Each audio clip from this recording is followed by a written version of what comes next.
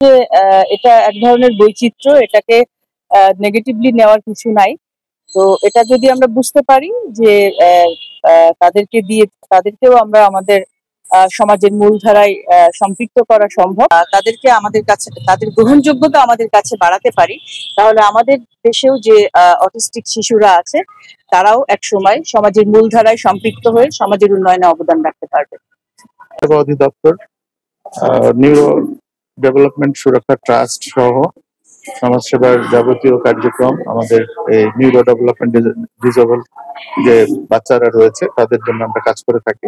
বিশেষ করে আজকে যে অটিজম সচেতনতা দিবস, সেটি একটি গুরুত্বপূর্ণ দিবস।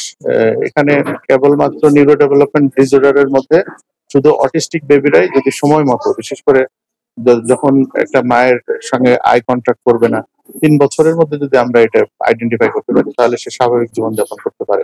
তো সুতরাং আমরা মনে করি যে নিউরো ডেভেলপমেন্ট সুরক্ষা ট্রাস্টের মধ্যে কেবল অটিস্টিক বেবিরাই তারা স্বাভাবিক সুন্দর জীবনে ফিরতে পারে এবং রাষ্ট্রের সুনাগরিক হিসেবে ভূমিকা রাখতে পারবে। ধন্যবাদ।